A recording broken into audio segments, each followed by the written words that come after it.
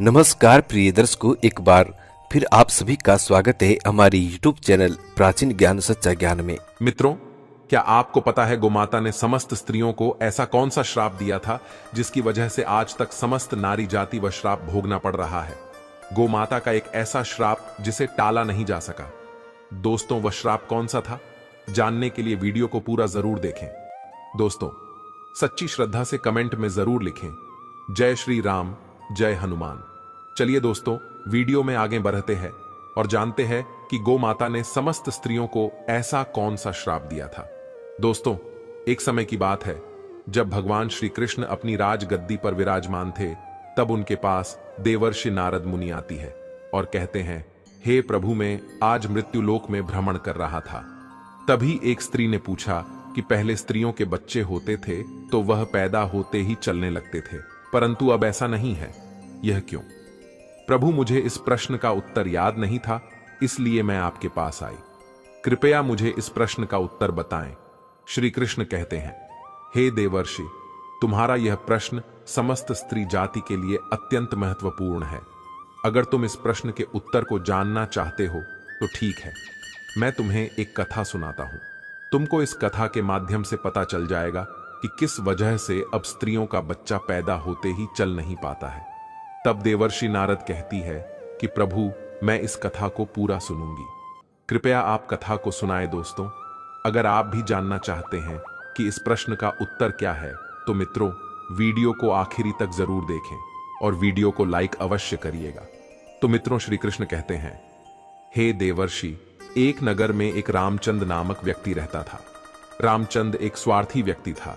रामचंद के पास में एक गाय थी। वह गाय दूध देती थी और रामचंद उस गाय को हरा भरा चारा खिलाकर उसका दूध निकाल करके उस दूध का बिक्री किया करता था। रामचंद गाय का दूध खुद भी पीता था और अपने परिवार वालों को भी पिलाता था। गाय के दूध की वजह से ही रामचंद अपने घर की दिनचर्या चलाता था। रामचंद का समय इसी तरह से व्यतीत हो रहा था। कुछ दिनों के बाद एक समय ऐसा आया कि जब रामचंद को गाय ने दूध देना बंद कर दिया। जैसे ही गाय ने दूध देना बंद कर दिया तो इधर रामचंद ने उस गाय को चारा डालना बंद कर दिया। और एक दिन ऐसा आ गया कि उस दिन रामचंद ने गाय को बहुत मारा पीटा और उसने उस गाय को घर से ले जाकर जंगल में छोड़ दिया। अब वह गाय बेचारी अकेली पड़ गई। बेचारी अकेली जंगल में इधर उधर घूमती फिरती है और एक दिन जंगल में बने एक मंदिर के पास में पहुंचती है और भगवान से विनती करते हुए कहती है, हे भगवान, मैं आपसे यह नीति करती हूं कि हमें गाय की योनि में डालकर कितना गलत काम किया है। श्री कृष्ण कहते हैं, ही देवर्षि, वह गाय कहती है, देखिए, जो आपकी 84 लाख योनियों में सर्वश्रेष्ठ योनि मानव की है, वह कितना पाप और कितना दुष्कर्म करता है। वह गाय आगे कहती है, जब तक मैं दूध देती रही तब तक उस व्यक्ति ने मुझे अपने घर पर रखा, हरा भरा चारा खिलाया।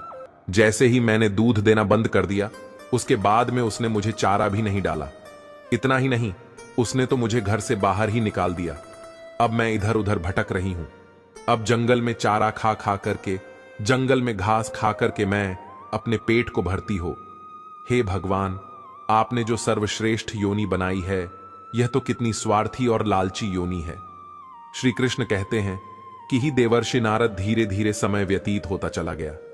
गाय बेचारी इधर उधर भटकती रही।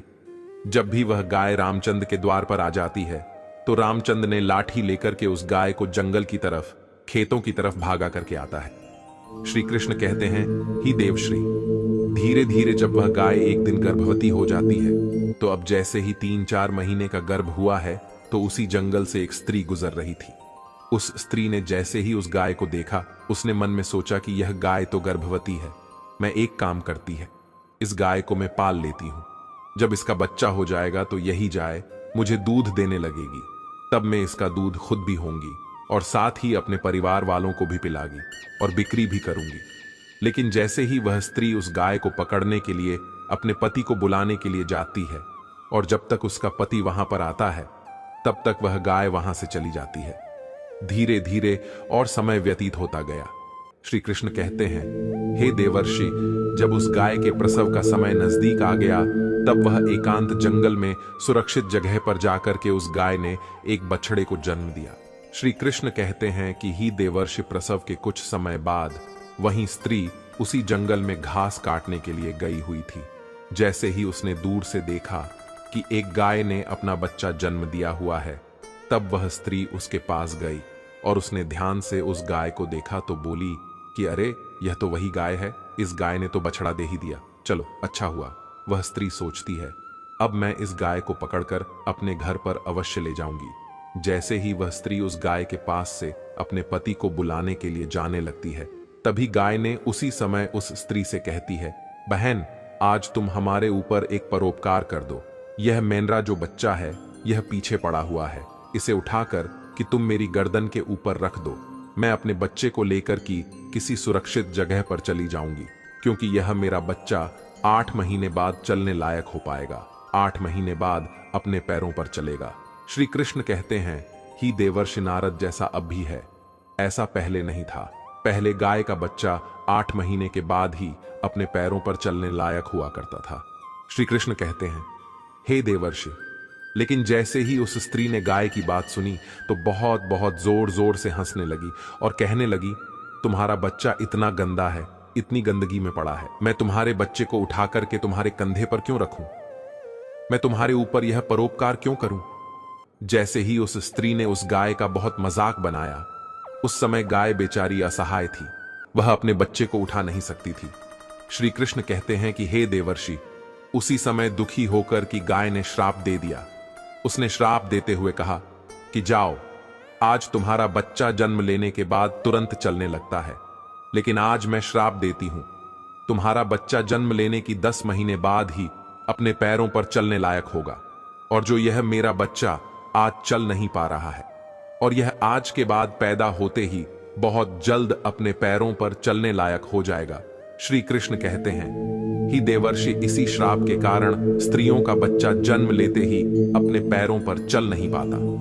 दोस्तों, सतयुग में सुखदेव पैदा होने के तुरंत बाद ही अपने पैरों पर चलने लगे थे, और वेद व्यास भी जन्म लेने के तुरंत ही बाद अपने पैरों पर चलने लगे थे। यह बात तो सतयुग की थी, लेकिन कलयुग में ऐसा नहीं है। कलयुग में बच्चे को अपने पैरों पर चलने के लिए कम से कम 9 से 10 महीने लग जाते। इसका कारण यही है क्योंकि गाय ने समस्त स्त्री जाति को श्राप दे दिया था। उसी दिन से समस्त स्त्रियों की जो बच्चे पैदा होते ही चलने लग जाते थे, उनकी प्रक्रिया वहीं पर रुक गई। गाय के श्राप के कारण ही स्त्री का बच्चा 9-10 महीने बाद ही चलने लायक, अपने पैरों पर खड़े होने लायक बन पाता है, और गाय का बच्चा उसी दिन से अपने पैरों पर चलने लायक हो जाता है। इसीलिए किसी की आत्मा को कष्ट नहीं देना चाहिए, और यही सनातन धर्म का सबसे बड़ा धर्म है। गोस्वामी तुलसीदास ने लिखा है, पर हिट सरल धर्म नहीं। दोस्तों, दूसरे के दुख में दुखी हो जाना, दूसरे के काम आना सबसे बड़ा धर्म माना गया है। तो इसलिए हमें असहाय पशु की, पक्षियों की सहायता करनी चाहिए। गाय के श्राप की वजह से ही जितनी भी पशु पक्षी हैं, उन सबके बच्चे जन्म लेने के तुरंत बाद चलने लग जाते हैं। लेकिन स्त्रियों के बच्चों पर इसका विपरीत प्रभाव पड़ा कि जन्म के तुरंत बाद स्त्री का बच्चा चलने लायक नहीं बन पाता। एक स्त्री की गलती से आज समस्त मानव जाति की महिलाओं को श्राप का खामियाजा आज भी भुगतना पड़ रहा है। मित्रों, आपको यह जानकारी कैसी लगी?